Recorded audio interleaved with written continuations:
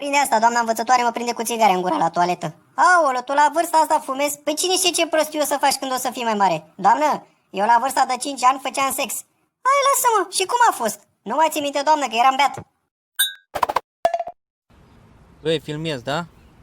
Astăzi vă arăt o schemă. Am văzut-o la televizor când eram mai tânăr. Așa, ușor. Na, de acum ești să-mi bag pula. Ia zi, Johnule, vrei și tu hâț? Adevărat acum, vrei? Hâț, nebunule.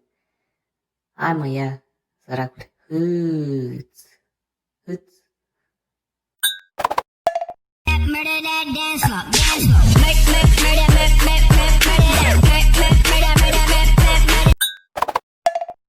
Bă, ce mă? Știi mă ce zice un canibal când vede oameni pe aeroportul lui? Ce? Bine ați venit, mâncavaș.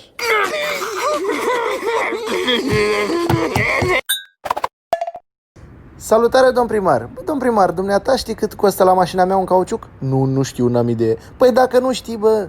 Bă, dacă nu știi, repară gropile, bă. Bă, repară gropile, că rup mașina în două la tine, îmi fut-o gura, mătii. Repară gropile, bă, n-auzi. Yo, the thing goes grrrr, skitty keep pop pop, and the poop poop boom.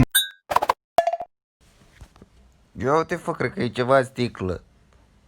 E, fă, că, bă, ia uite-te, fă, și tu. Unde are? E, hai, dă-te în morții, mă, tinu, că tu, drecu. Lele, mi-ai dat chiar la ochiul maro. Hâț, John, hâț. Băga mea și pula, ce dracu-i zic? Bă, dă-te dracu cu Johnul tău. Bă, ascultă-l DJ aici. Bă, ascultă-mă bine aici. Bine, John. Deci vă prezint mâna multifuncțională, are aici mai multe butoane, mai multe opțiuni. Chiar acum o să vă arăt una dintre ele. Aoleu, nu, că asta e pentru bătut cuie. Hello, ¿qué pasa? Să-ți iau în pulă rasă. Băi, cap de morcov. Da, mă, știi cum se numește o prostituată deșteaptă? Nu mă, cum? Deșteapta lupește!